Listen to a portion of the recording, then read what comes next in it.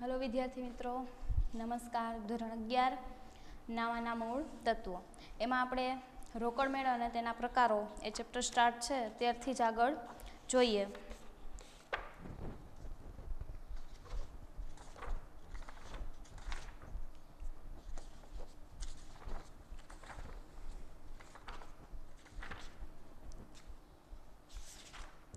तो गया लेक्चर में आपणे आई थिंक उदाहरण 5 छे ए पूरुं करेलुं हतुं।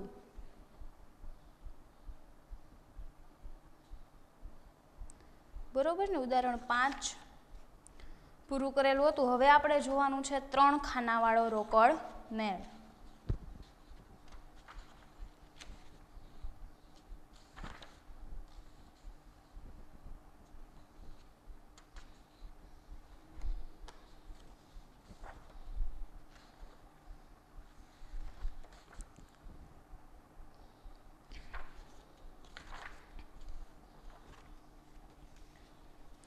तो 3 खानावाळा रोकड़ मेळमां शुं हशे?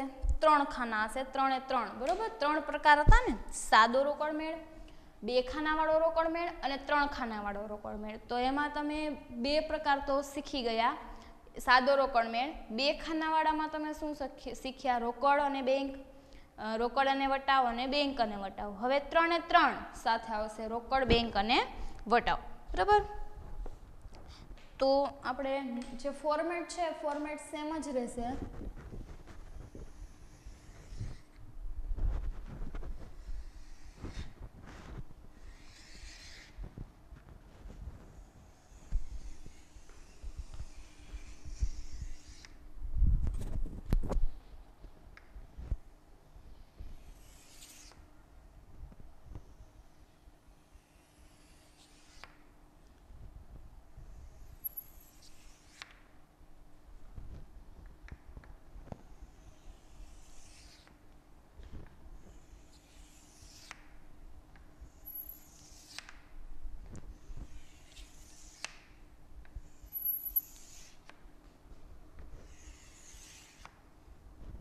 तारीख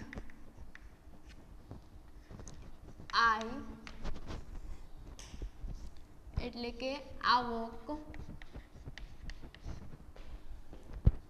5 नंबर खापा, रोकड़, बेंक अने वटाव। तारीख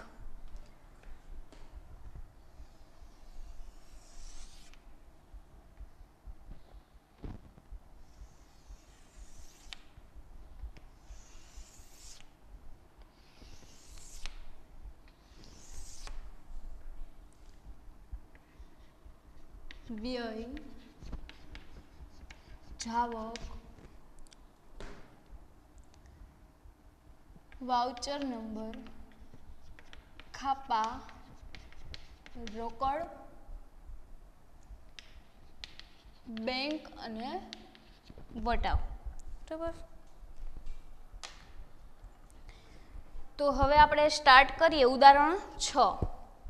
कारण के आगळनी विगत कई वांचवानी जरूर ज नथी, आपणे ऑलरेडी शीखी गया छीए। मात्र आमां 3 खाना आवशे अने व्यवहार तो ए ज आवशे जे आपणे आगळ शीखी गया। तो उदाहरण 6 एमां रकम रीड करूं छुं। नीचेना व्यवहारो परथी श्री जेठालालनो 3 खानावाळो रोकड़ मेळ तैयार करो, बरोबर। जेठालालनो रोकड़ मेळ तैयार करवानो छे तो उपर हेडिंग मारी देवानुं के श्री जेठालालनो, बरोबर, 3 खानावाळो रोकड़ मेळ। 2015 जुलाईनुं आ छे तो बे बाजू लखी दઈએ 2015 जुलाई।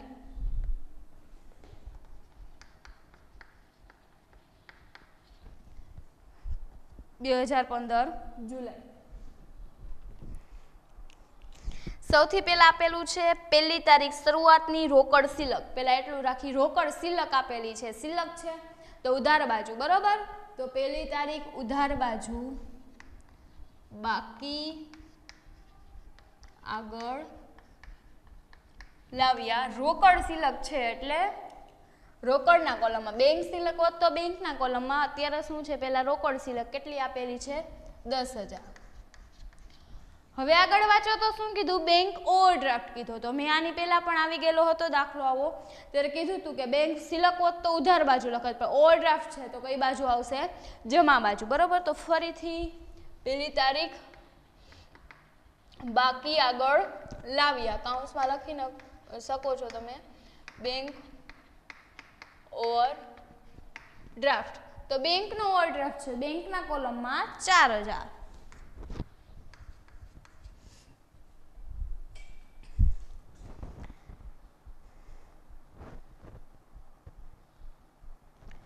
નેક્સ્ટ છે, અય્યર પાસેથી 3000નો માલ 10% રોકડ વટાવે ખરીદ્યો અને જરૂરી રકમનો ચેક આપ્યો.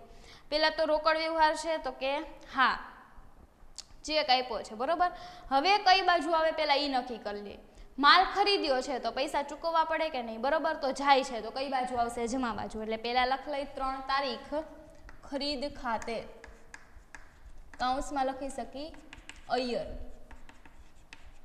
ખાતે. હવે 3000નો માલ છે, 10% રોકડ વટાવ, રોકડ વટાવની નોંધ થાય છે. બરાબર. એટલે વટાવમાં લખવાનું થશે.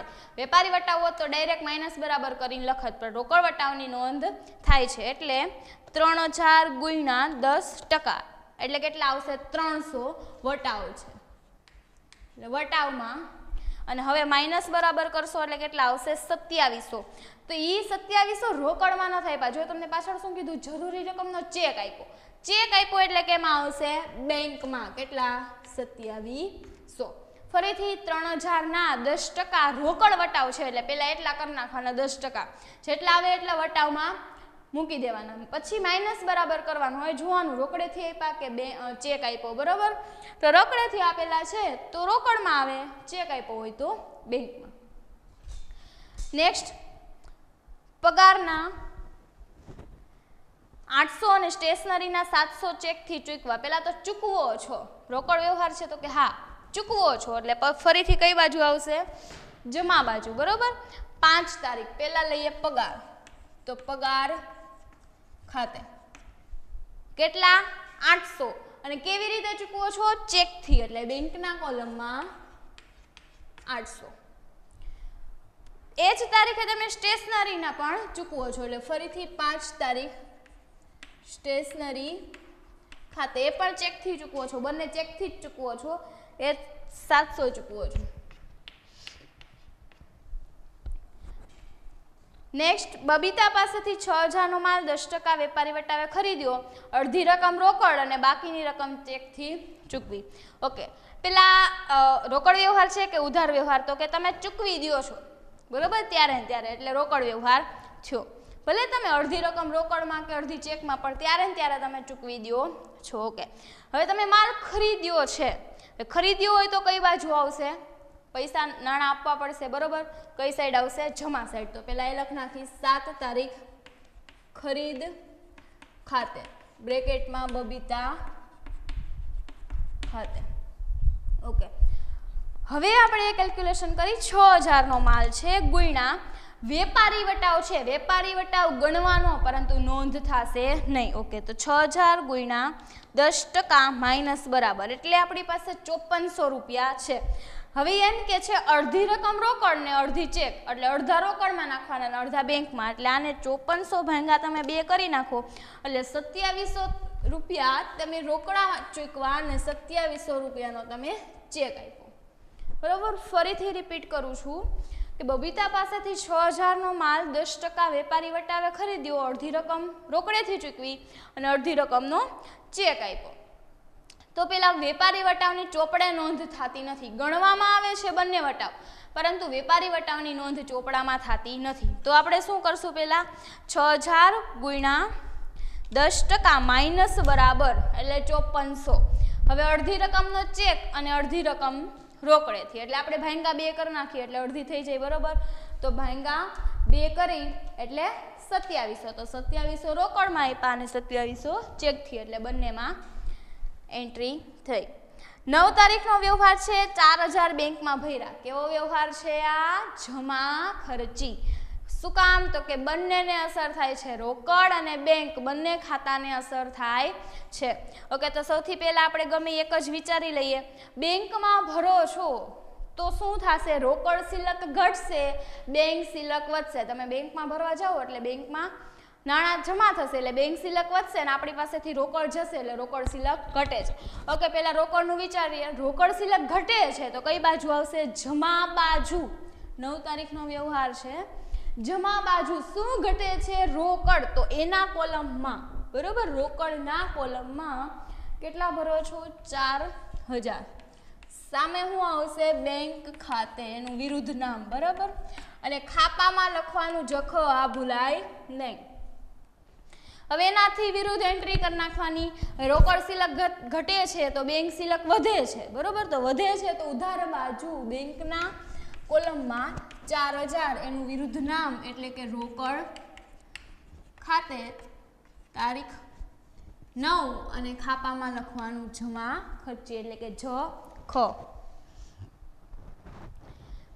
નેક્સ્ટ, પોપટલાલને 6050ના હિસાબ પેટે 6000નો ચેક આપી હિસાબ ચૂકતે કર્યો. હવે તમે આપો છો, પોપટલાલને તમારે 6050 આપવાના હતા, એના બદલે તમે 6000 આપ્યા. ટૂંકમાં આપ્યા છે આપણે, નાણાં ગયા છે તો ક્યાં આવશે? પેલા જમા બાજુ 10 પોપટલાલ ખાતે. હવે તમે કેવી રીતે આપો છો? તો કે ચેક આપો છો, બરોબર. 6000 તમે ચેકમાં આપો છો એટલે બેંકમાં શું લખવાનું? 6000. હવે 6050 આપવાના હતા, તમે 6000 જ આપો છો એટલે કે 50 રૂપિયા શું કહેવાય? વટાવ. તો વટાવમાં 50. નેક્સ્ટ, આત્મારામે રૂપિયા 10,070ના હિસાબ પેટે 6000 રોકડા અને 4000નો ચેક આપ્યો જે બેંકમાં ભરાવી દીધો. એટલે આત્મારામે આપણને આપેલો છે 10,070નો ચેક, બરોબર. એમાંથી ટોટલ 10,070, એમાં 6000 રોકડા આપી દીધા અને 4000નો ચેક આપ્યો. તો તમે જુઓ 10,000 જ આપ્યા, ઓલા ઉપરના 70 નો આપ્યા, બરોબર ને. ટોટલ એને 10,070 આપવાના હતા, એમાંથી 6000 આપણને રોકડા આપી દીધા અને 4000નો ચેક આપ્યો એટલે 6 ને 4 10, 10,000 આપ્યા, 70 મળ્યા નહીં. તો સૌથી પહેલા તો રોકડ વ્યવહાર છે તો કે હા. હવે આત્મારામે આપણને આપ્યો છે એટલે આપણને મળ્યા છે તો કઈ બાજુ આવશે? ઉધાર બાજુ. એટલું જોઈ લઈએ, બરોબર. તો 12 તારીખ આત્મારામ ખાતે.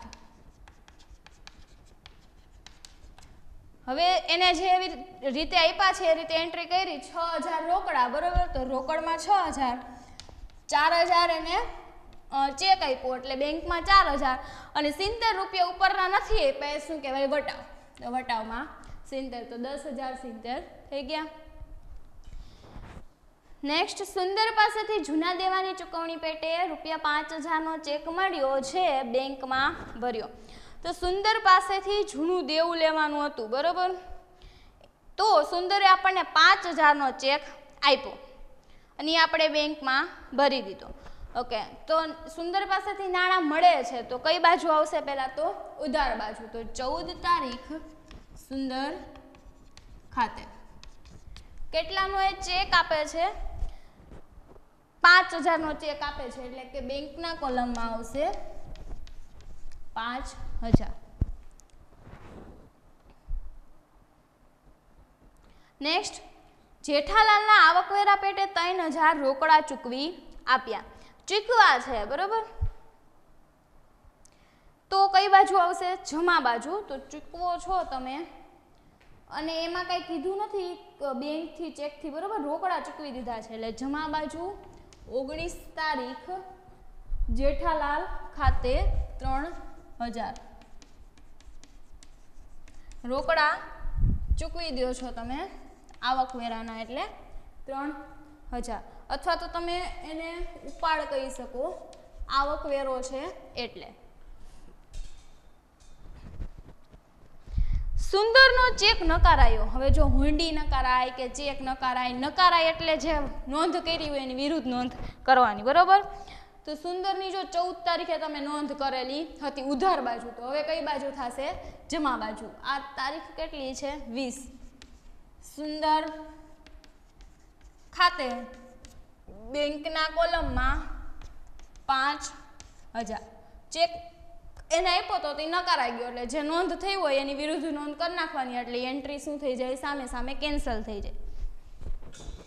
22 તારીખ સુંદરના રિસીવર પાસેથી 50 પૈસા લેખે ડિવિડન્ડ મળ્યું.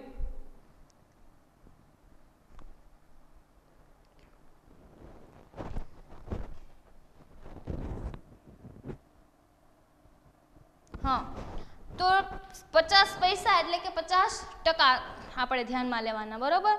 તો જો તમે 14 તારીખનો વ્યવહાર જુઓ તો એની પાસેથી આપણને 5000નો ચેક મળ્યો હતો. હવે એના 50% કરો એટલે કેટલા થશે, 2500. તો કે સુંદરનો જે રિસીવર હતો ને એની પાસેથી આપણને ડિવિડન્ડ મળ્યું. પહેલાં તો મળ્યું છે, કઈ બાજુ આવશે, જમા બાજુ, સોરી મળ્યું છે એટલે ઉધાર બાજુ. તો 22 તારીખ ડિવિડન્ડ ખાતે કૌંસમાં સુંદર ખાતે. હવે 5000 સુંદર પાસેથી ચેક મળવાનો હતો, મળ્યો હતો, બરોબર.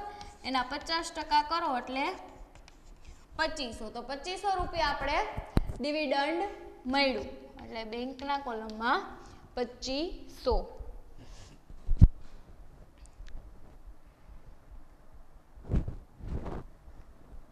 નેક્સ્ટ 28 નંબરનું, ટીપેન્દ્રને 10,000નો માલ 10% રોકડ વટાવે વેચો, 60% રકમનો ચેક મળ્યો અને બેંકમાં ભર્યો અને બાકીની રકમ રોકડ મળી.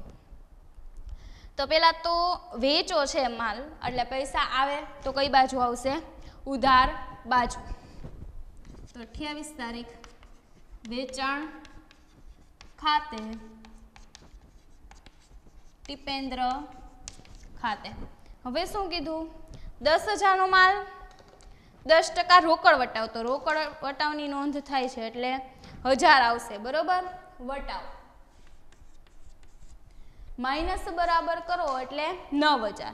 હવે 9000માં તમને એમ કીધું 60% રકમનો ચેક મળ્યો, એટલે 9000ના તમે 60% કરો એટલે 5400. તો 5400 રૂપિયાનો ચેક મળ્યો એટલે બેંકના કોલમમાં. તો બાકી કેટલા રહ્યા, તો કે 9000માંથી તમે 5400 બાદ કરો એટલે કેટલા આવશે, 3600. તો એ 3600 રકમનો તમને રોકડમાં આપી દીધી, બરોબર. જો તમને ફરીથી 10,000નો માલ 10% રોકડ વટાવે ખરીદ્યો એટલે 10,000 ગુણ્યા 10% એટલે 1000 આવશે. તો રોકડ વટાવની નોંધ થઈ છે એટલે 1000 કરી, પછી માઇનસ બરાબર કર્યા. હવે એને એમ કીધું માઇનસ બરાબર કર્યા એટલે 9 આવ્યા.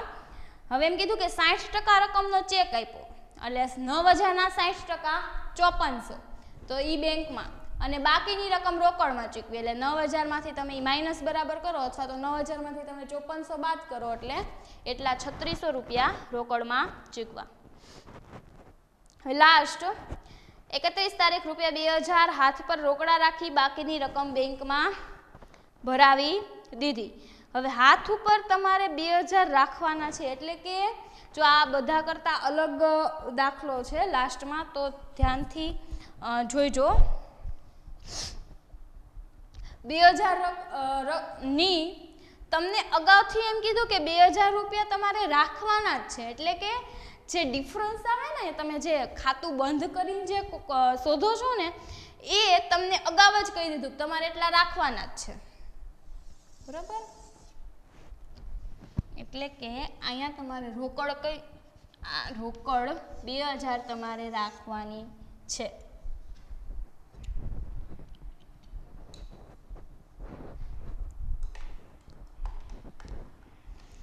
પછી તમારે જે કરવું હોય, પણ રોકડ કેટલી હોવી જોઈએ, 2000 તમારે ઓલરેડી રાખી દેવાની છે.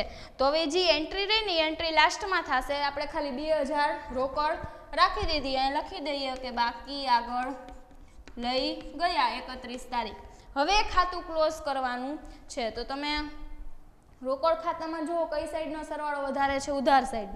તો કે 10,000 પ્લસ 6,000 પ્લસ 3600 એટલે 19,600 આવે છે.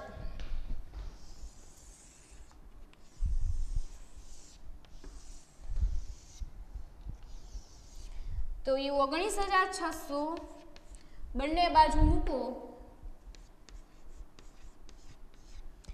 હવે તમારે 19,600 માંથી પહેલા આપણે શું કરતા, જે બાજુ વધારે હોય એ બાજુનો સરવાળો કરીને એની વિરુદ્ધ સાઈડનું માઇનસ કરતા. તો માઇનસ તો કરવાનું છે, પણ આ 2000 પણ માઇનસ કરવાના છે.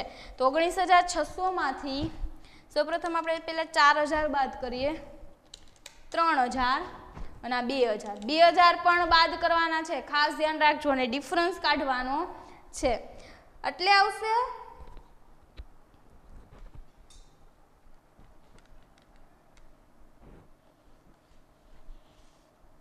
19,600 માઇનસ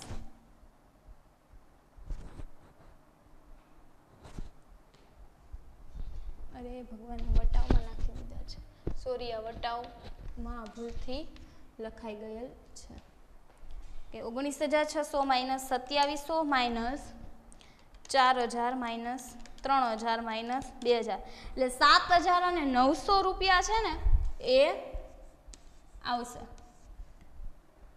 અહીંયા સામે 31 તારીખ લખ લેવાની. જો ખાસ ધ્યાન રાખજો, રોકડ અને પેલા શું કર્યું, એને જેમ કીધું 2000 હાથ ઉપર રાખવાના છે, એટલે આપણે સિલક અગાઉથી જ મૂકી દીધી, બરાબર, ડિફરન્સ અગાઉથી જ મૂકી દીધો રોકડ ખાતામાં જમા બાજુ, અને પછી ખાતું ક્લોઝ કર્યું. ખાતું ક્લોઝ કર્યું એટલે ઉધાર બાજુનો સરવાળો કર્યો, જમા બાજુ માઇનસ કર્યું. માઇનસ ખાલી અહીંયા સુધી જ નહીં, આ પણ માઇનસ કરવાનું છે, એટલે આ બાકી નીકળશે. એને હું આ અલગ ડિફરન્શિએટ કરું છું ચોરસ કરીને, બરાબર. તો 7,900 આવ્યું. હવે આપણે બેંકનું પણ કરી લઈએ. બેંકમાં કઈ બાજુનો સરવાળો વધારે લાગે છે તમને?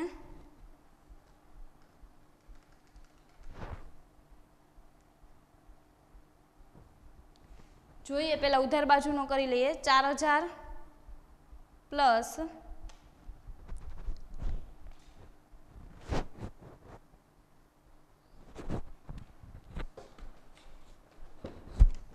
5 જમા બાજુનો વધારે છે. 4000 plus 2700 plus 800 plus 700 plus 2700 plus 6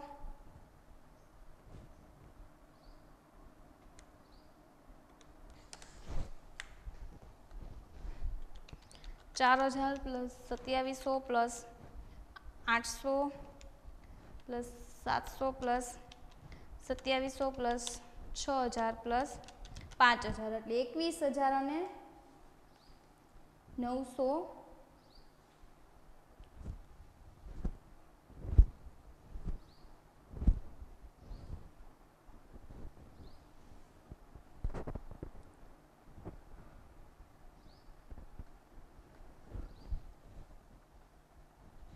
ઉધાર બાજુનો કરી લઈએ. 4000 પ્લસ 4000 પ્લસ 5000 પ્લસ 2500 પ્લસ 5400, આમાં 20,900 આવે છે.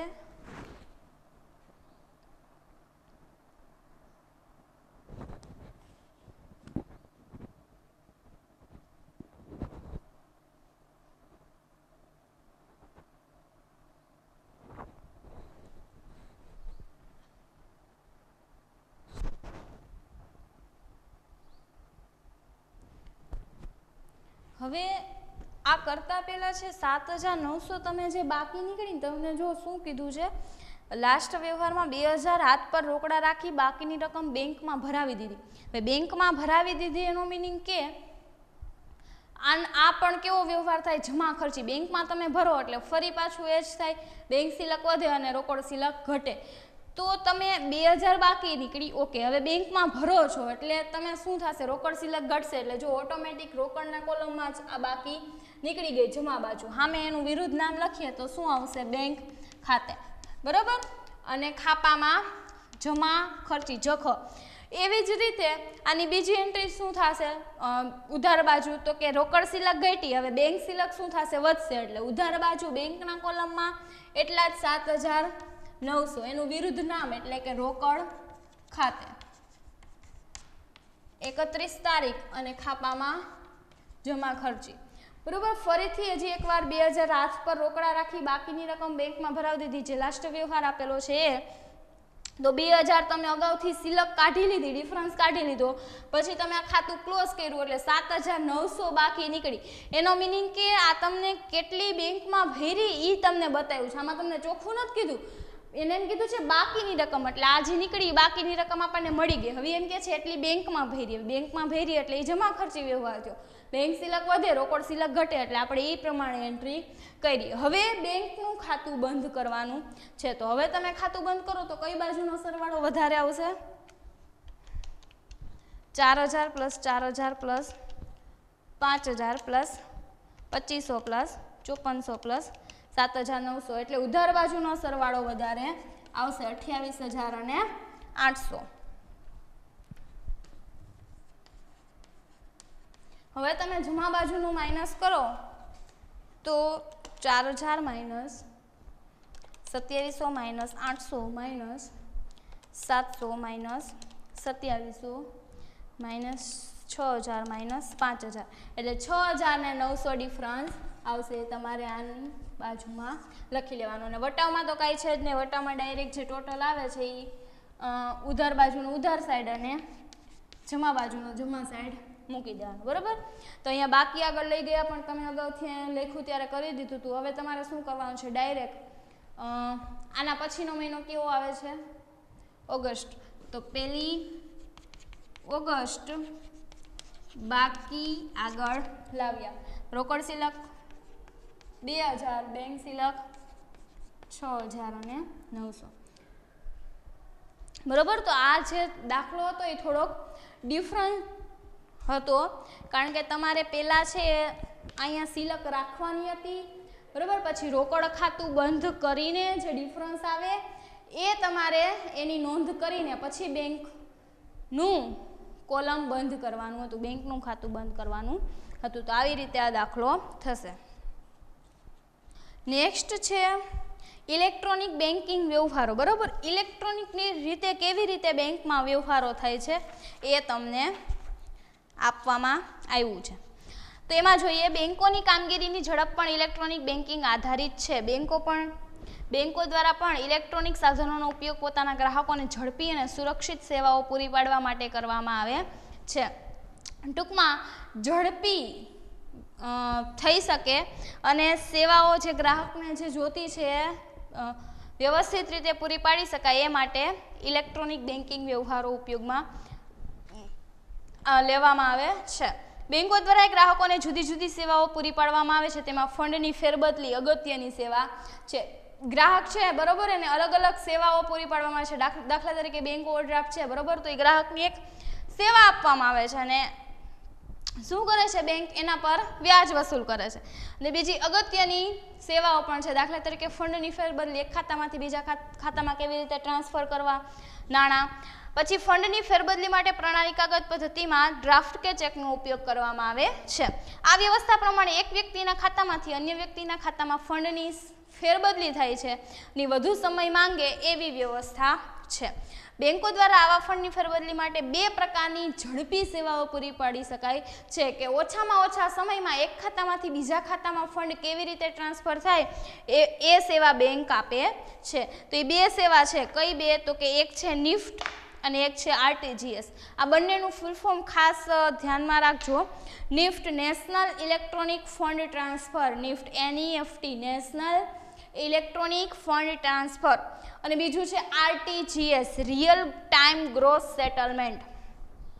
આ બંને સેવાઓ છે, બરોબર, એ ઝડપી ફંડ ટ્રાન્સફર કરવા માટે ઉપયોગી બને છે. અને ત્રીજું છે ડેબિટ કાર્ડ અને ક્રેડિટ કાર્ડ દ્વારા વેચાણના વ્યવહારો, બરોબર, કે એ અત્યારે આપણને ખબર જ છે કે એ કાર્ડ દ્વારા આપણે કરી શકીએ છીએ. તો સૌથી પહેલા નિફ્ટ. આ સેવાનો લાભ છે એ સમગ્ર દેશમાં ઉપલબ્ધ છે અને આ યોજનામાં જોડાયેલ બેંકો દ્વારા પોતાના ગ્રાહકોને આ સેવા પૂરી પાડવામાં આવે છે. કે જેને નિફ્ટ છે, બરોબર, એ એપ્લિકેશન અથવા તો એ દ્વારા ગ્રાહકને વધુમાં વધુ સેવાઓ અપાય છે. આ સેવાનો લાભ છે વ્યક્તિ છે, પેઢી છે અથવા કોર્પોરેટ એકમ દ્વારા લઈ શકાય છે. આ સેવાનો લાભ મેળવવા માટે નાણાં મોકલનારનું બેંકમાં ખાતું હોવું જરૂરી નથી. કોનું ખાતું? નાણાં મોકલનારનું બેંકમાં ખાતું હોવું જરૂરી નથી. અને નિફ્ટની સેવા માટે રકમ સ્વીકારનારનું એવી બેંકમાં ખાતું હોવું જરૂરી છે જે આ સેવાઓનો લાભ આપતી હોય. કે જે લોકોને નાણાં મળવાના છે, નાણાં સ્વીકારે છે, બરોબર, જેના ખાતામાં નાણાં મોકલવાના છે, એનું ખાતું હોવું જરૂરી છે ને એ પણ કઈ બેંકમાં કે જે બેંક આવી સેવાઓનો લાભ આપતી હોય એ બેંકમાં નાણાં સ્વીકારનારનું ખાતું હોવું જરૂરી છે. જો તમને આમાં બે પ્રશ્ન પૂછી શકે, ભાઈ નાણાં મોકલનારનું ખાતું હોવું જરૂરી છે તો કે નહીં, પરંતુ નાણાં સ્વીકારનારનું ખાતું હોવું જરૂરી છે. તો એ અંડરલાઈન કરી નાખજો કે નાણાં મોકલનારનું બેંકમાં ખાતું હોવું જરૂરી નથી અને નાણાં સ્વીકારનારનું ખાતું હોવું જરૂરી છે. અને એ પણ કેમાં, તો કે જે આ સેવાઓનો લાભ આપતી હોય. નિફ્ટ દ્વારા કેટલીક રકમ મોકલી શકાય તે અંગે કોઈ મર્યાદા છે નહીં. હવે તમે વધુમાં વધુ કેટલી રકમ મોકલી શકો ને એવું નિફ્ટ કહે છે નહીં, બરોબર. એમાં એવું કંઈ મર્યાદા નથી, તમે ગમે એટલી રકમ મોકલી શકો, પરંતુ મહત્તમ નક્કી કરેલ ચાર્જ કરતાં વધુ રકમ વસૂલ કરી શકે. હા, આ સેવા પૂરી પાડવા માટે બેંકો દ્વારા ખૂબ જ નજીવો ચાર્જ વસૂલ કરવામાં આવે છે. બેંક છે એમનેમ સેવા નથી આપતી, થોડો ઘણો ચાર્જ બેંક વસૂલ કરે છે. હવે રિઝર્વ બેંક ઓફ ઇન્ડિયા દ્વારા સેવાના મહત્તમ ચાર્જીસ નક્કી કરવામાં આવે છે. આ ચાર્જ કોણ નક્કી કરે છે? આરબીઆઈ, બરોબર. થોડો ઘણો ચાર્જ લાગે છે. તેથી જે તે બેંક આવી સેવા મફત પણ આપી શકે, પરંતુ મહત્તમ નક્કી કરેલ ચાર્જ કરતાં વધુ રકમ વસૂલ કરી શકે નહીં. હવે એ બેંકની ઈચ્છા છે, બેંક છે એ મફત પણ સેવાઓ ગ્રાહકને પૂરી પાડી શકે, પરંતુ આરબીઆઈએ જે નક્કી કર્યો છે એ ચાર્જ કરતાં વધુ રકમ ગ્રાહક પાસેથી લઈ શકે નહીં. નિફ્ટ દ્વારા રકમ મેળવનાર પક્ષકારે કોઈ પણ ચાર્જ બેંકને ચૂકવવામાં આવતો નથી. આ પણ ખાસ અંડરલાઈન કરજો કે શું કીધું એને, કે નિફ્ટ દ્વારા મેળવનાર પક્ષે મીન્સ કે જેને રકમ મળે છે એને ચાર્જ ચૂકવવાનો હોતો નથી. જે રકમ આપે છે, બરોબર, જે ટ્રાન્સફર કરે છે એને ચાર્જ ચૂકવવાનો હોય છે. એટલે એમ કીધું છે કે ભાઈ નાણાં મેળવનારે કોઈ પણ રકમનો ચાર્જ ચૂકવવાનો થતો નથી અને નિફ્ટ દ્વારા જે રકમ મોકલે છે એને ચૂકવવાનો હોય છે. એ અંડરલાઈન કરજો. તેથી રકમ મોકલનાર માટે આ પ્રકારનો ચાર્જ શું બને? ખર્ચ. કે જે મોકલે છે, બરોબર, નાણાં ટ્રાન્સફર કરે છે એના માટે ખર્ચ બને, કારણ કે એટલું એને ચૂકવવું પડે છે. આ ખર્ચની ચોપડે નોંધ કરવાની હોય છે. તો નિફ્ટની સેવાઓ પ્રવર્તમાન નિયમો પ્રમાણે સોમવારથી શુક્રવાર દરમિયાન 8 વાગ્યાથી સાંજના 7 વાગ્યા સુધી શનિવારે અને શનિવારે જો બેંક ચાલુ હોય તો જે તે સમયના નિયમ પ્રમાણે સેવા ઉપલબ્ધ થશે. એનો ટાઈમ પણ આપી દીધો છે કે ક્યારે આ શરૂ હોય, બરોબર. તો સોમવારથી શુક્રવાર 8 થી 7 વાગે અને શનિવારે જો બેંક ચાલુ હોય તો એ પ્રમાણે. અને સામાન્ય રીતે ફેરબદલ કરેલ રકમ મેળવનારના ખાતામાં 2 કલાકમાં જમા થાય છે. ટાઈમ આપી દીધો ક્યારે જમા થાય છે, 2 કલાકમાં એ વ્યક્તિના ખાતામાં નાણાં જમા થઈ જાય છે. એ પણ અંડરલાઈન. આ સેવા દ્વારા ફંડની ફેરબદલી માટે કોઈ ન્યૂનતમ કે મહત્તમ રકમની મર્યાદા નથી. જો આ ખાસ અંડરલાઈન કરજો કે આમાં કોઈ કેટલી રકમ મોકલવી, બરોબર, ખાતામાં જમા કરવી એની કોઈ મર્યાદા છે નહીં. કેમાં? નિફ્ટમાં. હવે એનું એક્ઝામ્પલ આપ્યું કે જ્યારે આવી રીતે હોય ત્યારે ચોપડે કેવી રીતે નોંધ થશે એની. તો નિલેશનું છે સ્ટેટ બેંક ઓફ ઇન્ડિયામાં ખાતું છે અને રમેશનું છે ને બેંક ઓફ બરોડામાં ખાતું છે, બરોબર. નિલેશે રૂપિયા 20,000 રમેશને ચૂકવવાના છે. નિલેશે ચૂકવવાના છે કોને? રમેશને. હવે નિલેશે નિફ્ટ દ્વારા રકમ છે ને રમેશને મોકલી આપી. આવા સંજોગોમાં બેંક દ્વારા નિલેશના ખાતામાં 20,000 અને નિફ્ટ ચાર્જ ઉધારવામાં આવશે અને રમેશની બેંક રમેશના ખાતામાં 20,000 જમા કરશે, કારણ કે નિલેશ ચૂકવે છે એટલે નિલેશ છે, નિલેશની જે બેંક છે, બરોબર, એ એના ખાતામાંથી એટલા કાપશે અને રમેશની બેંકમાં એટલા જમા થશે. અને નિફ્ટ એનો ચાર્જ કેટલો છે? 5.70, બરોબર. હવે આની આમનોંધ શું થશે? તો કે બેયના ચોપડામાં આપણે કરી તો શું આમનોંધ થાય? સૌથી પહેલાં આપણે નિલેશના ચોપડામાં ગણી તો જો નિલેશ છે એ નાણાં મોકલનાર છે એટલે મોકલનારને જ ખર્ચ ચૂકવવાનો હતો તો એના માટે એ ખર્ચ થશે, બરોબર. હવે જોઈએ,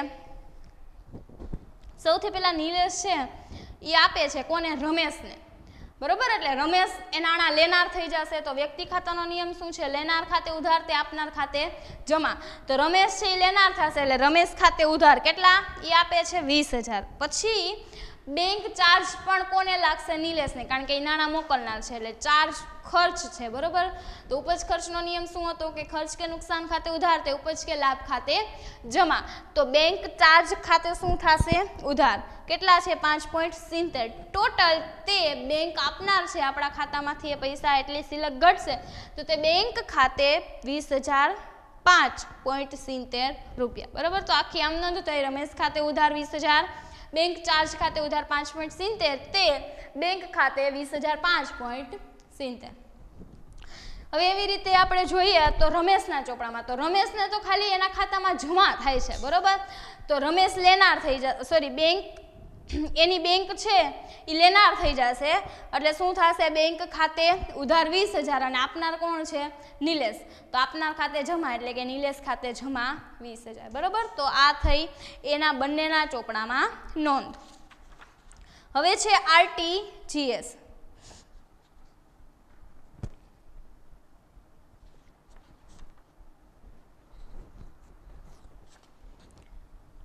આરટીજીએસ ફૂલ ફોર્મ શું કીધું, રિયલ ટાઈમ ગ્રોસ સેટલમેન્ટ.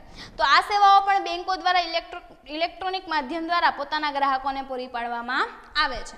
આ યોજનામાં જોડાયેલ બેંકો દ્વારા જ પોતાના ગ્રાહકોને સેવા પૂરી પાડવામાં આવે છે. જો શું કીધું કે જે લોકો આ યોજનામાં જોડાયેલા છે એને જ બેંક આ સેવા પૂરી પાડી શકે છે. અને આ સેવાનો લાભ છે એ મોટી રકમ મોકલવા માટે કરવામાં આવે છે. જો રકમ મોટી હોય ત્યારે અંડરલાઈન કરજો.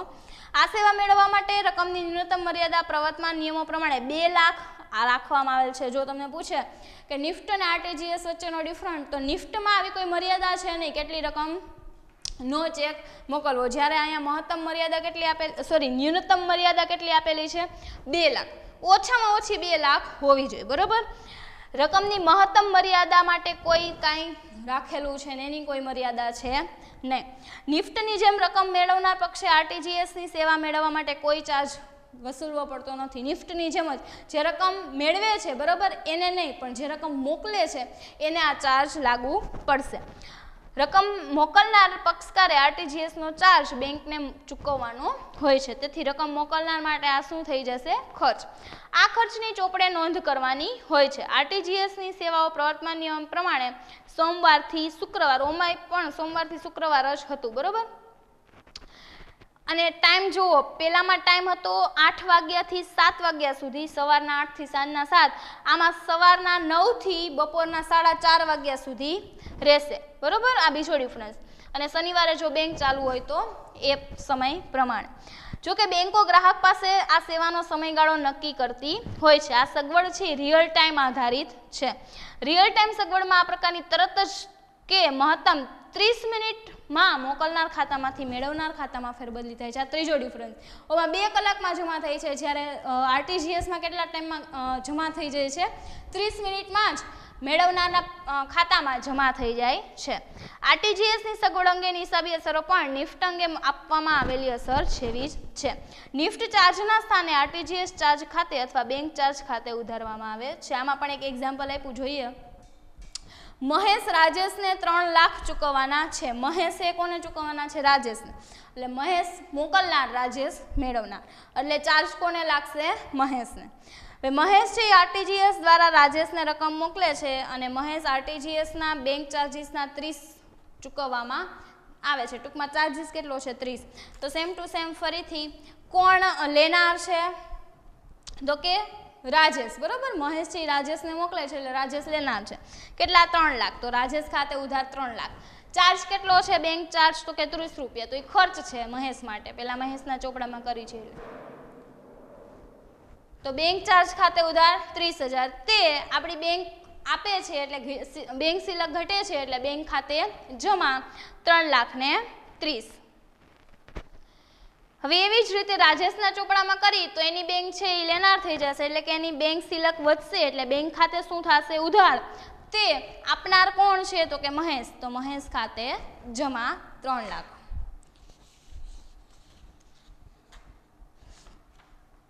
આ જોયું તમે નિફ્ટ અને આરટીજીએસ. હવે ત્રીજું જે હતું એ જોઈ લઈએ, ડેબિટ કાર્ડ અને ક્રેડિટ કાર્ડ દ્વારા વેચાણના વ્યવહારો. તો વર્તમાન સમયમાં બેંકો દ્વારા પૂરી પાડવામાં આવતી વિવિધ સેવાઓને કારણે વ્યવહારમાં રોકડમાં આપલે વ્યવહારોનું પ્રમાણ નોંધપાત્ર રીતે ઘટવા પામ્યું છે. ટૂંકમાં રોકડના જે વ્યવહારો છે એ ઓછા થતા જાય છે. કાં તો તમે ચેક લખીને આપો છો, ચેક મળે છે, અથવા ક્રેડિટ ડેબિટ કાર્ડ દ્વારા વ્યવહારો વધે છે. બેંકો દ્વારા અપાતી વિવિધ સેવાઓમાં ડેબિટ કાર્ડ અને ક્રેડિટ કાર્ડ સેવા ઉપરાંત ઇન્ટરનેટની સેવા અગત્યની ભૂમિકા ભજવે છે. દાખલા તરીકે તમે પેટ્રોલ પંપ ઉપર પેટ્રોલ કે ડીઝલનું વેચાણ, કાપડની દુકાન પર કાપડની ખરીદી કરતા હોય, અથવા શોરૂમમાંથી તમે ખરીદી કરતા હોય ત્યારે ગ્રાહક ડાયરેક્ટ શું કરે છે, ક્રેડિટ કાર્ડ કે ડેબિટ કાર્ડ દ્વારા ચૂકવણી કરી દે છે. સૌથી પહેલું જુઓ ડેબિટ કાર્ડ. ડેબિટ કાર્ડ શું છે તો કે વ્યક્તિ કે પેઢીના બેંક ખાતામાં જમા હોય એટલી રકમ ઉપાડવા કે ચૂકવવા માટે બેંક દ્વારા જે કાર્ડ આપવામાં આવે એને ડેબિટ કાર્ડ કહેવાય. આપણા ખાતામાં જેટલી જમા રકમ પડી હોય, બરોબર, બેંક છે એ એટલી તમને સેવા આપે કે જેટલી ખાતામાં પડી છે એટલી રકમ તમે ચૂકવી શકો. ક્રેડિટ કાર્ડ શું છે તો કે વ્યક્તિ કે પેઢીને અમુક ચોક્કસ રકમ ઉપાડવા કે ચૂકવવા માટે બેંક દ્વારા જે કાર્ડ આપવામાં આવે તેને ક્રેડિટ કાર્ડ કહેવાય. કે અમુક નક્કી કરેલી રકમ છે એ ચૂકવી શકાય એ રીતે કાર્ડ આપવામાં આવે બેંક દ્વારા તો એને શું કહેવાય, ક્રેડિટ કાર્ડ. તો આવું કાર્ડ છે એ બેંકના ખાતેદારને અથવા બિન ખાતેદારોને પણ આપી શકાય. એવું નથી કે ખાતું હોવું જરૂરી છે, બિન ખાતેદાર છે એને પણ આપી શકાય. અને તેના દ્વારા નક્કી કરેલ મર્યાદામાં તેને ઉપાડ કરવા દેવામાં આવે છે કે અગાઉથી નક્કી કરેલું હોય એ રીતે એટલો એ ઉપાડ કરી શકે. આ સેવા હેઠળ ખરીદનારની બેંક દ્વારા ખરીદનારના ખાતામાં ખરીદીની રકમ ઉધારવામાં આવે છે અને વેચનારને બેંક દ્વારા વેચાણ ખાતામાં વેચાણની રકમ જમા કરવામાં આવે છે. ટૂંકમાં ખરીદીની રકમ ઉધારવામાં આવે અને જે વેચાણ થયું, બરોબર, વેચાણની રકમ જમા કરવામાં આવે. અને આ સેવા માટે ચૂકવણી કરનાર બેંક ખાતામાં ખાતેદારની પાસેથી કોઈ કમિશન વસૂલ કરતી નથી. એટલે જે ચૂકવણી કરે છે એના બેંક ખાતામાં કમિશન વસૂલ કરતી નથી. અને જ્યારે રકમ વસૂલ કરનાર બેંક પોતાના ખાતેદાર પાસેથી અમુક રકમ કમિશન લઈને બાકીની રકમ ખાતેદાર ખાતે જમા કરે છે. ટૂંકમાં એને કમિશન આપવું પડે છે. આ વ્યવહારની 3 ખાનાવાળા રોકડમેળમાં કેવી રીતે અસર થાય એ આપણે ઉદાહરણ દ્વારા સમજીએ. જો તમને એક નીચે ઉદાહરણ આપ્યું છે, રામ સ્ટોર્સે ₹10,000નું વેચાણ કર્યું છે, એની રકમ ડેબિટ કાર્ડ દ્વારા વસૂલ કરી. બરોબર, કે રામ સ્ટોર્સે વેચાણ કર્યું છે અને એને નાણાં કેવી રીતે લીધા છે, ડેબિટ કાર્ડ દ્વારા. હવે રામ સ્ટોર્સની બેંકે પોતાના કમિશનના 30 કાપી બાકીની રકમ રામ સ્ટોર્સ ખાતે શું કરી નાખી, જમા કરી નાખી. તો આની અસર શું થશે, તો પહેલાં તો બેંક સિલક વધશે, તો બેંક ખાતે ઉધાર, ને તમે વેચાણ કરો છો તો તે વેચાણ ખાતે જમા. હવે તમે કમિશન લ્યો છો, બરોબર, કમિશન ચૂકવો છો તો કમિશનની ખર્ચ થઈ જશે એટલે કમિશન ખાતે ઉધાર, તે બેંક ખાતે જમા. તમે ડેબિટ કાર્ડથી કમિશન ચૂકવું એટલા માટે. નેક્સ્ટ આવે છે ઉદાહરણ 7 કે જેમાં તમને આરટીજીએસ ને નિફ્ટના અમુક ચાર્જના હોય એ લઈને તમને કીધેલું છે.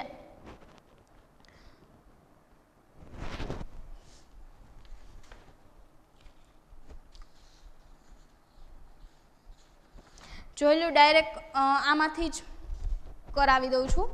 ઉદાહરણ 7, નીચેના વ્યવહારોના આધારે શ્રી જમના 10 એપ્રિલ 2016નો પ્રથમ પખવાડિયાના 3 ખાનાવાળો રોકડમેળ તૈયાર કરો. એટલે પહેલા જે 15 દિવસ છે એનો રોકડમેળ તૈયાર કરવાનો કીધો, 3 ખાનાવાળો. તો પહેલા તો સિલક આપી છે, પહેલી તારીખે બંનેની સિલક છે, રોકડ સિલક અને બેંક સિલક. તો કઈ આવશે, ઉધાર બાજુ બાકી આગળ લાવ્યા. રોકડના કોલમમાં 30,000 અને બેંકના કોલમમાં 8,000.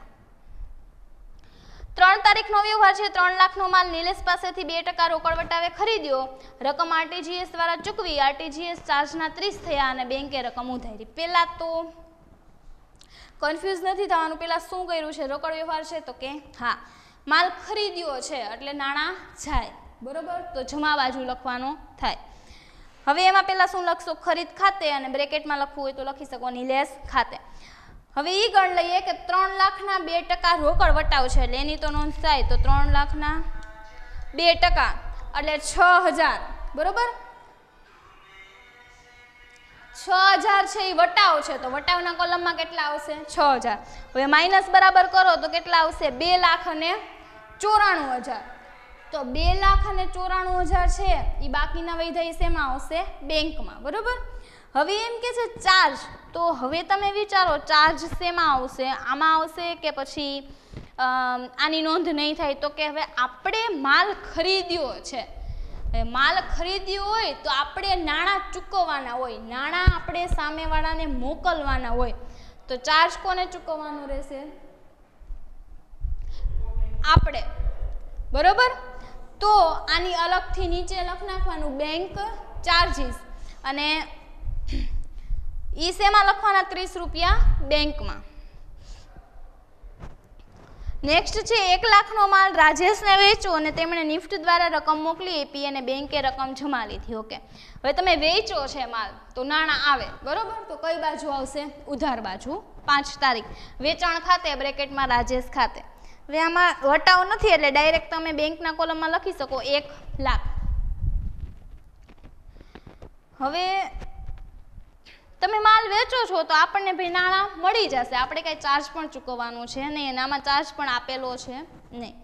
નેક્સ્ટ 4 લાખનો માલ 2% રોકડ વટાવે મહેશને વેચો અને આરટીજીએસ દ્વારા મોકલી આપી રકમ અને બેંકે જમા પણ કરી લીધી. આમાં પણ માલ વેચો છે તો નાણાં મળશે એટલે ઉધાર બાજુ વેચાણ ખાતે બ્રેકેટમાં મહેશ ખાતે રોકડ વટાવ છે એટલે આમાં પણ વટાવની નોંધ થશે એટલે 4 લાખ ગુણ્યા 2%. એટલે 8,000 છે એ વટાવમાં અને માઇનસ બરાબર કરો તો 3 લાખ અને જે 92,000 છે એ ક્યાં આવશે? બેંકના કોલમમાં. નેક્સ્ટ છે વીમા પ્રીમિયમના નિફ્ટ દ્વારા ચૂકવા 10,000 અને નિફ્ટ ચાર્જના ₹3 થયા અને બેંકે રકમ આપણા ખાતે ઉધારેલી છે. પહેલાં તો ચૂકવ્યા છે તો નાણાં જાય, કઈ બાજુ આવશે? જમા બાજુ. ત્યાં લખશું આપણે વીમા પ્રીમિયમ ખાતે બેંકના કોલમમાં 10,000. હવે નાણાં ચૂકવા છે તો આપણે ચૂકવવાના છે અને નિફ્ટ દ્વારા ચૂકવા તો આપણે જે ચાર્જ ભોગવવો પડશે એટલે બેંકમાં ફરીથી નીચે નોંધ કરવાની નિફ્ટ ચાર્જ ખાતે 3. એમાં ન કરી શકો, તમને એમ થાય કે ભાઈ હાઈરે લખી નાખી 10,000 ને ₹3 પણ ન થાય કારણ કે તમે સામે એમ લખ્યું હોય ખરીદ ખાતે, બરાબર. એટલે એના કરતાં બેટર એ છે કે નીચે અલગથી લખો કે ભાઈ આ બેંક ચાર્જીસ તે છે ₹3, બરાબર. એના પછી આપેલું છે પગારના રોકડા ચૂકવ્યા 15,000. હવે ચૂકવો છો તો કઈ બાજુ આવશે? જમા બાજુ. પગાર ખાતે રોકડા છે એટલે રોકડના કોલમમાં 15,000. નેક્સ્ટ રોકડ વેચાણ છે 30,000નું તો વેચાણ છે એટલે નાણાં મળશે તો કઈ બાજુ આવશે? ઉધાર બાજુ. વેચાણ ખાતે રોકડના કોલમમાં 30,000. નેક્સ્ટ ઘર ખર્ચ માટે બેંકમાંથી ઉપાડો છો તમે 10,000. તો પહેલાં તો ઉપાડ કહેવાય તો કઈ બાજુ આવશે? જમા બાજુ, બરાબર. બેંકમાંથી ઉપાડો એટલે બેંક સિલક ઘટે એટલે જમા બાજુ બેંકના કોલમમાં 10,000. નેક્સ્ટ 12,000 રમેશને દેવા પેટે ચૂકવી આપ્યા, રમેશને આપણે આપ્યા એટલે જમા બાજુ રમેશ ખાતે. તમને કીધું નથી કેવી રીતે, એટલે કે રોકડ જ આપ્યા છે, બરાબર. એટલે રોકડના કોલમમાં 12,000. 22,000 નિફ્ટ દ્વારા રમણે આપણા લેણા પેટે ચૂકવા અને બેંકે રકમ જમા લીધી. રમણે આપણને આપ્યા એટલે નાણાં આવે છે તો કઈ બાજુ આવશે? ઉધાર બાજુ. રમણ ખાતે બેંકના કોલમમાં 22,000. ભાડાના ₹5,000 ચૂકવો છો કઈ બાજુ આવશે? જમા બાજુ. ભાડા ખાતે કાંઈ આપેલું નથી ચેકથી કે એમ તો શેમાં આવશે? રોકડમાં, બરાબર. તો રોકડના કોલમમાં 5,000. નેક્સ્ટ બેંકે ડિવિડન્ડના 3,000 જમા કર્યા. હવે આપણા ખાતામાં જમા થાય તો એ આપણી આવક હોય તો જ જમા થાય ને, બરાબર. એમ તો બેંક ન કરી દે જમા. જો ચાર્જ હોય તો ઉધાર થાય, આપણી આવક હોય એમાં નાખ્યા હોય પૈસા તો જમા થાય. તો એ ભાઈ આપણી આવક છે એટલે બેંક સિલક વધે છે તો કઈ બાજુ આવશે? ઉધાર બાજુ. ડિવિડન્ડ ખાતે બેંકના કોલમમાં 3,000. હવે ખાતું બંધ કરવાનું અને નેક્સ્ટ લખવાનું ભાઈ બાકી આગળ લઈ ગયા.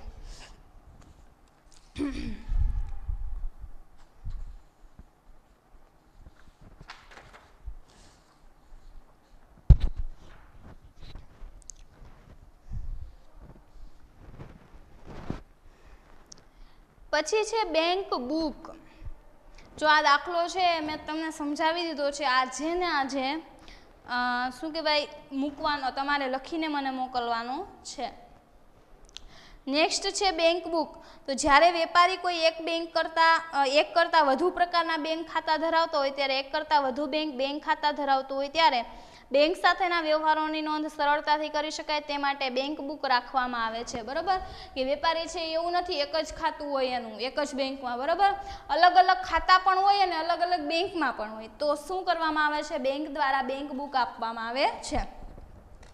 દાખલા તરીકે વેપારી છે એ બેંક ઓફ બરોડામાં બચત ખાતું પણ ધરાવે છે અને ચાલુ ખાતું પણ ધરાવે છે. અથવા આપણે એમ કહી શકીએ કે વેપારી છે એ સ્ટેટ બેંક ઓફ ઇન્ડિયામાં ધરાવે છે, BOBમાં ધરાવે છે, બેંક ઓફ બરોડામાં ધરાવે છે, બરોબર. તો અલગ અલગ બેંકમાં પણ એનું ખાતું હોય.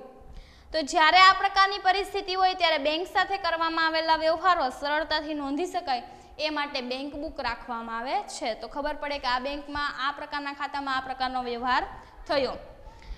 બેંક બુકમાં જે પ્રમાણે બેંકમાં ખાતા હોય તે પ્રમાણેના ખાના બનાવવામાં આવે છે કે જેટલા ખાતા હોય એ પ્રમાણેના પણ ખાના, અને અલગ અલગ બેંકમાં અલગ અલગ ખાતું છે તો એ પ્રકારના ખાના બનાવવામાં આવશે. જો એક જ બેંકમાં જુદા જુદા પ્રકારના ખાતા હોય તો બેંક બુકમાં દરેક ખાતા માટે અલગ ખાનું રાખવામાં આવશે. બેંક એક જ છે પરંતુ બચત ખાતું અને ચાલુ ખાતું એમ બંને પ્રકારના ખાતા છે તો એ બંનેના અલગ ખાતા બનાવવાના, અથવા બેંક અલગ અલગ છે તો એ અલગ અલગ બંને બેંકના ખાના બનાવવામાં આવશે. અને આ બેંક બુકનું સ્વરૂપ અને માળખું કેવું હોય છે? રોકડમેળ જેવું જ હોય છે. જેમ રોકડમેળ બનાવો એવી જ રીતે તમે અહીંયા રોકડ બેંક વટાવ લખો છો એવી રીતે જો 3 બેંકમાં ખાના હોય તો 3 બેંકનું નામ, 2 બેંકના ખાના હોય તો અહીંયા 2 બેંકનું નામ, બરાબર.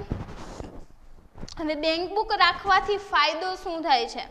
તો પેલું છે બેંક સાથેના વ્યવહારોની નોંધ છે તમે સરળતાથી કરી શકો. બેંક સાથે કયા કયા ટ્રાન્ઝેક્શન થયા, કયા કયા વ્યવહાર થયા છે તમે જોઈ શકો અને સરળતાથી એની નોંધ કરી શકો. ખાસ કરીને જ્યારે બેંક દ્વારા કરવામાં આવતા વ્યવહારોનું પ્રમાણ વધારે હોય ત્યારે, બરાબર. વેપારી છે તો એને તો આખા દિવસમાં કેટલા બધા ટ્રાન્ઝેક્શન થતા હોય, વ્યવહારો થતા હોય, તો ત્યારે એનું પ્રમાણ વધારે હોય ત્યારે ખાસ આનો ઉપયોગ થાય છે. નિયત સમયે કયા ખાતામાં કે કઈ બેંકમાં કેટલી સિલક છે જાણી શકાય. અમુક ચોક્કસ સમય આપણે જાણવું હોય કે મહિના પછી 15 દિવસ પછી કેટલી ખાતામાં સિલક પડી છે, બરાબર, બેંક સિલક, એ પણ આપણે જાણી શકીએ.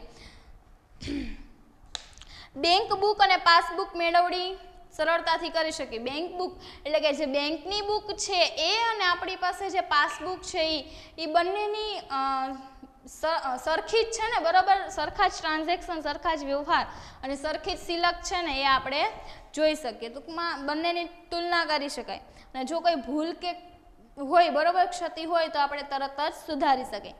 બેંક સાથેના વ્યવહારો પર સતત નજર રાખી શકાય. જેટલા જેટલા ટ્રાન્ઝેક્શન થયા, બરાબર, એની ડાયરેક્ટ એન્ટ્રી થઈ જાય એટલે આપણને ખબર પડી શકે. જેથી આપણે ચેક લખી ચૂકવણી કરતા, બેંકમાંથી ઉપાડ કરતા, બેંકમાં ખાતામાં શું પરિસ્થિતિ છે જાણી શકાય. હવે કોઈને ચેક આપતા પહેલાં આપણે એ જોવું પડે કે આપણા ખાતામાં કેટલી સિલક પડેલી છે. હવે તમે ડાયરેક્ટ ચેક આપી દો અને ચેક નકારાઈ જાય, બરાબર, તો ચૂકવણી એ બધો ખર્ચ છે આપણે ભોગવવો પડે. તો એના કરતાં પહેલાં જો આપણને ખબર હોય કે આ ખાતામાં કેટલી સિલક પડેલી છે રોજ ને રોજ, બરાબર, તો એ કેના દ્વારા ખબર પડે? બેંક બુક દ્વારા. તો આવી રીતે આ છે બેંક બુકના ફાયદા. હવે તમને જે કીધું કે અલગ અલગ રોકડમેળ જેવું સ્વરૂપ છે, અલગ અલગ બેંક હોય તો એનું એવી રીતે કરવાનું, તો તમને જો એ દાખલો આપ્યો છે એ પણ સમજાવી દઉં. નીચેના વ્યવહારો પરથી શ્રી મહિપતસિંહના ચોપડામાં સ્ટેટ બેંક ઓફ ઇન્ડિયા અને બેંક ઓફ ઇન્ડિયાનું ખાનાવાળી બેંક બુક તૈયાર કરો. તો રોકડમેળ જેવું જ સ્વરૂપ છે એનું, બરાબર, રોકડમેળ જ જોઈ લો. અને તમારે આમાં બેંક આપી છે તો તમારી 2 બેંકનું નામ લખી દેવાનું કે અહીંયા એસબીઆઈ, અહીંયા બીઓઆઈ. વટાવ આમાં એવું કંઈ આવશે નહીં, જેટલું આપ્યું એટલું કરવાનું. તો જો સૌથી પહેલાં બેંક ઓવરડ્રાફ્ટ આપ્યો તો ઓવરડ્રાફ્ટ કઈ બાજુ આવે? જમા બાજુ, બરાબર. એ કેનો આપ્યો છે? એસબીઆઈનો. તો જમા બાજુ એસબીઆઈના કોલમમાં ઓવરડ્રાફ્ટ લખવાનું. સિલક આપી છે બીઓઆઈની તો સિલક ક્યાં હશે? ઉધાર બાજુ બીઓઆઈના કોલમમાં લખવાનું 4000. પછી જે 4000નો માલ વેચો અને જેની સામે ચેક મળ્યો છે એસબીઆઈના બેંક ખાતામાં ભરી દીધો. પહેલાં તો ચેક મળ્યો છે તો કે ઉધાર બાજુ લખો. શું લખશો? વેચાણ ખાતે. હવે એસબીઆઈમાં તમારે આમાં બેંક ઉપર નજર કરવાની, કઈ બેંકમાં વ્યવહાર થયા છે એ બેંકમાં લખવાનું, બરાબર. તો એસબીઆઈમાંથી એને ચેક મળ્યો છે તો એસબીઆઈના કોલમમાં લખવાનું 4000. પછી જે 6000નો માલ ખરીદ્યો એની સામે 2000નો બીઆઈનો ચેક મળ્યો અને 4000નો એસબીઆઈનો આપણે આપ્યો, બરાબર. તો આપણે માલ ખરીદ્યો એટલે ચૂકવવા પડે નાણાં. તો જમા બાજુ 5 તારીખ ખરીદ ખાતે આપણે 2 બેંકમાંથી ચૂકવ્યા. 2000 બીઓઆઈમાંથી ચૂકવ્યા એટલે બીઓઆઈના કોલમમાં 2000 અને 4000 એસબીઆઈમાં ચૂકવ્યા એટલે એસબીઆઈના કોલમમાં 4000. નેક્સ્ટ પગારના 1400 એસબીઆઈનો ચેક આપ્યો. હવે પગારના ચૂકવા તો એ જમા બાજુ 7 તારીખ ખાતે એસબીઆઈના કોલમમાં 1400. પછી છે બેંક વ્યાજના 500 અને ડિવિડન્ડના 2500 વસૂલ કર્યા એસબીઆઈ બેંક ખાતામાં જમા આપ્યા એટલે આપણા ખાતામાં જમા કર્યું એટલે આપણી આવક થઈ એમ. તો વધે છે બેંક સિલક, તો કઈ બાજુ આવશે? ઉધાર બાજુ. બીઓઆઈમાં એસબીઆઈમાં પેલા આપણે લખી બેંક વ્યાજ, તો પેલા લખવાનું બેંક વ્યાજ ખાતે 11 તારીખ એસબીઆઈના 500, પછી નીચે લખવાનું 11 તારીખ ડિવિડન્ડ ખાતે એસબીઆઈના કોલમમાં 2500. પછી અનુજ પાસેથી જૂના દેવાની ચૂકવણી પેટે 7000નો ચેક મળ્યો, બીઓઆઈમાં મળ્યો છે, તો ઉધાર બાજુ બરોબર. 13 તારીખ અનુજ ખાતે બીઓઆઈમાં મળ્યો છે, તો બીઓઆઈના કોલમમાં 7 છે. 18 તારીખ 3000 બીઓઆઈના ખાતામાંથી ચેક લખી એસબીઆઈના ખાતામાં ચેક ભરાવ્યો. એનો મિનિંગ કે શું થયું? પેલા તો બીઓઆઈના ખાતામાંથી ચેક લખ્યો અને એસબીઆઈના ખાતામાં ચેક ભરાવ્યો. એટલે આની એન્ટ્રી કેવી રીતે થશે? તો બીઓઆઈના ખાતામાંથી ચેક લખ્યો એટલે એમાં આવશે બરોબર, એટલે સિલક વધશે. એટલે આ તમે એક પ્રકારનું જુઓ તો કેવી રીતે થશે? જમા ખર્ચી વ્યવહાર જેવું જ થશે બરોબર. બીઓઆઈના ખાતામાંથી ચેક લખી એસબીઆઈના ખાતામાં ચેક ભરાવ્યો, એસબીઆઈને ચેક મળે છે એટલે એની બેંક સિલક વધશે બરોબર. એટલે ઉધાર બાજુ એસબીઆઈનો કોલમમાં કેટલા લખવાના? 3000, સામે લખવાનું બીઓઆઈ બરોબર. એવી જ રીતે બીઓઆઈના ચેકમાંથી ખાતામાંથી ચેક લખ્યો તો એટલે એની બેંક સિલક ઘટશે, એટલે જમા બાજુ બીઓઆઈના ખાતામાં 3000, સામે લખવાનું એસબીઆઈ. આ જમા ખર્ચી વ્યવહાર જેવો છે. પછી જે 2500નો માલ ખરીદ્યો અને બીઓઆઈ ખાતામાંથી બધી જ રકમનો ચેક આપ્યો, માલ ખરીદ્યો છે તો જાય બેંક સિલક ઘટે, તો જમા બાજુ ખરીદ ખાતે બીઓઆઈના ખાતામાં 2500. 26 તારીખનો વ્યવહાર છે. 6000નું એક યંત્ર ખરીદ્યું, 50% રકમનો એસબીઆઈ અને બાકીની રકમનો બીઓઆઈનો ચેક આપ્યો. પેલા તો ખરીદ્યું છે યંત્ર એટલે નાણાં ચૂકવવા પડે, એટલે જમા બાજુ 26 તારીખ. હવે 6000ના 50% કરો એટલે 3000 આવે, તો 3000 તમે એસબીઆઈમાંથી આપો છો અને 3000 તમે બીઓઆઈમાંથી આપો છો. બસ અહીંયા એ પૂરું થાય છે. ખાતું બંધ કરવાનું બરોબર. રોકડ જે ખાતાનું જે બાકી આવે લખી નાખવાની. તો તમે જુઓ તો બીઓઆઈમાં છે ને ઉધાર બાજુનો સરવાળો વધારે થશે, જમા બાજુ લખશો એટલે જમા બાજુ બાકી નીકળશે બરોબર. બીઓઆઈમાં ઉધાર બાજુનો સરવાળો વધારે થઈને બે બાજુ લખો, જમા બાજુનું માઇનસ કરો એટલે આ બાજુ બાકી નીકળે. પછી તમે એને અહીંયા લખશો. એસબીઆઈમાં જમા બાજુનો સરવાળો વધારે થશે, ઉધાર બાજુનું તમે માઇનસ કરશો એટલે બાકી આ સાઈડ નીકળશે અને એનું પછી શરૂઆતની બાકી આ સાઈડ આવશે, એટલે બંને બાજુ આવશે. બસ અહીંયા ચેપ્ટર પૂરું થાય છે. પેટા રોકડ મેળ અને તેના પ્રકાર છે બરોબર, એ આપણે આવશે નહીં. એ મેં તમને અગાઉથી જ કહી દીધેલું હતું કે એ આપણે પેટા રોકડ મેળ અને તેના પ્રકાર છે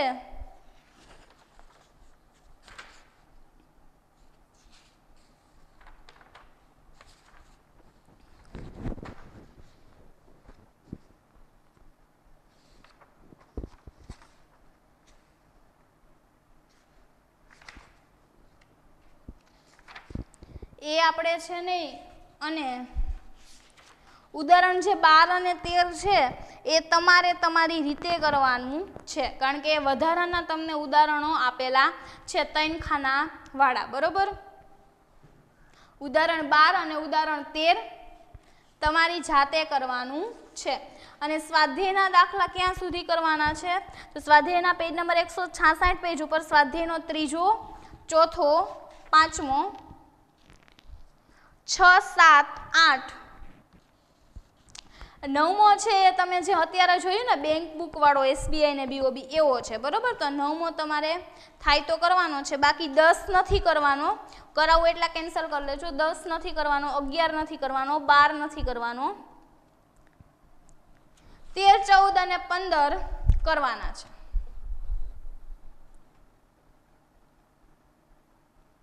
અને જે 16મો છે આ તમે જોયું નિફ્ટ અને આરટીજીએસ વાળો બરોબર, એક એ છે. એટલે ઉદાહરણના જે બંને છે એ અને સ્વાધ્યાયના આ જે છે એ તમારે તમારી રીતે કરવાના છે.